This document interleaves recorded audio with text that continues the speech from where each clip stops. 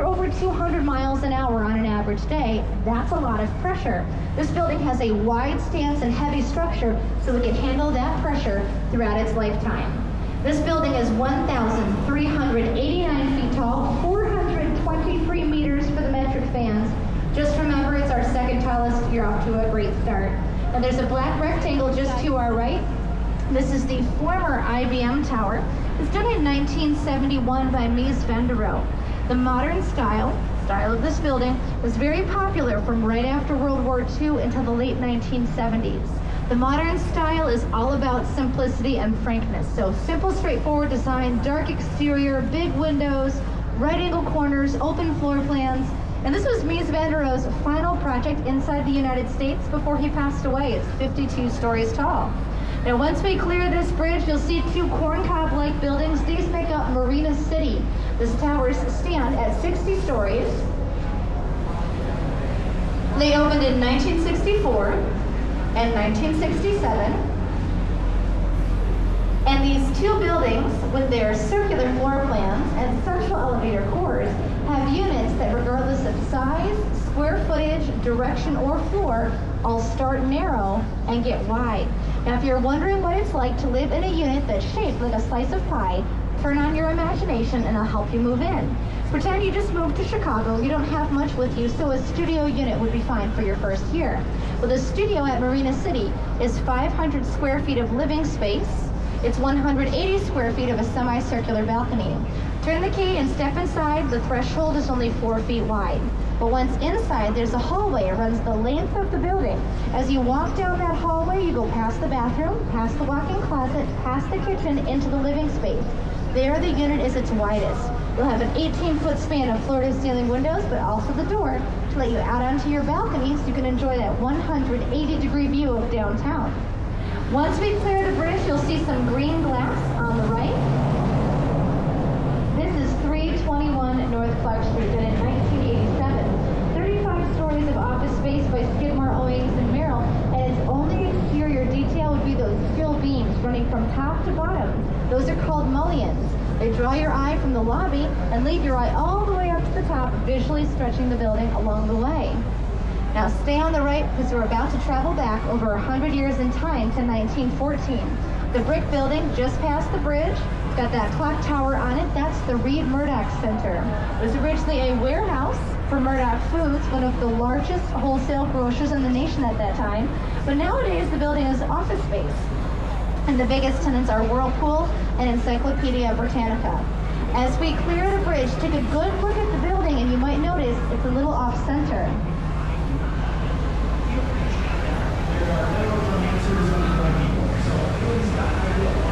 From the clock tower to the base of the building to the right, or moving behind us, there are 5 small bays and 1 big bay for a total of 6. Clock tower base and then ahead of us or to the left, 4 small and 1 large for a total of 5. This asymmetry is not original to the building. It is all thanks to our upcoming bridge, LaSalle Street. In 1928, as City Hall approved construction of a bridge at LaSalle Street and surveying began, we soon realized we would run directly into the building along the way. So instead of demolishing the entire structure, a small bay was removed, the end bay moved over, the entire thing resealed. Next up, we'll have some green glass. This is 300 North LaSalle. Then in 2009, 60 stories of office space by Picard Hilton. And this building features one of the most impressive air conditioning systems in the city. Water from this building is taken into the structure below the water line. That water is pumped to the top of the building where it's used as the main form of coolant for the massive air conditioning system. That same water that cools the building is then sent through a series of gravity filters. So by the time the water's back in the river, it's cleaner than when it was first removed. On the right, once we clear the bridge, there is an extra large and in-charge building, and this is the Merchandise Mart. It was done in 1931 by Graham, Anderson, Probst, and White. This building is a wonderful example of the Art Deco style of architecture. Now, Art Deco was all the rage in the 1920s and 1930s. In Chicago, you can easily identify Art Deco. Just look out for limestone. Limestone is the soft beige on the exterior, and limestone is also the primary bedrock for the state of Illinois, so it's very easy for us to come by. We'll talk more about it in a second. Look behind us. You can see the Wells Street Bridge, and of course we've got the train on top. Now, we have 2 bridges in the city that carry L train traffic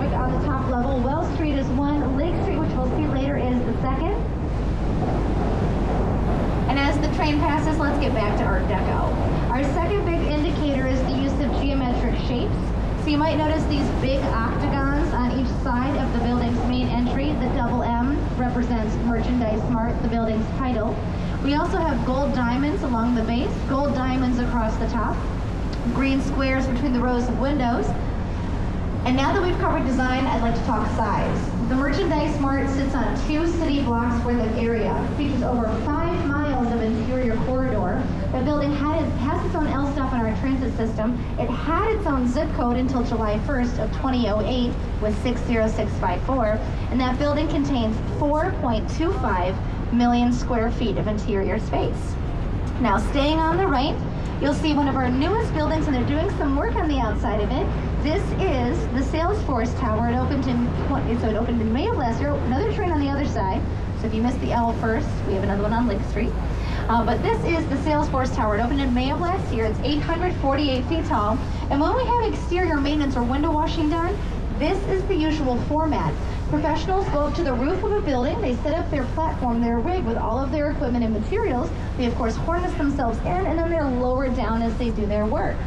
Now we're getting ready to head north on the north branch of the river. So for the next few minutes, I'd like to start by talking about 3 buildings on our left. After 3 buildings on the left, we'll zigzag for a few minutes. But just like we've been doing, I promise I'll tell you where to look and what to look for. Nothing will pass you by. So let's hop to the left and look ahead of us. You'll see the building with the blue glass. You might notice this ever so slight curve. These are the residences at River Bend. The building was done by DeStefano and Partners in 2002. It consists of townhomes at the lowest level with the large dark windows.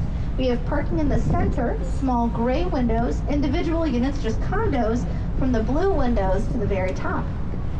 Staying on the left, still ahead of us, we have some red brick. That is the former cold storage warehouse. It was first done by Frank Abbott in 1908, and when that building opened, it was brick from top to bottom, because this building's original use was cold storage, thanks to ice. So big blocks of ice would be trucked in, craned up, placed on top of the building, and as the ice would melt, everything inside would stay nice and cold. Well, by the late 1970s, cold storage, thanks to ice, especially at this scale, it was out of date and nearly obsolete. So the building was converted to residential space. First step in this huge conversion, just giving it a year to thaw out. Step number 2, removing 11 truckloads of cork and horsehair, the original insulation from the building.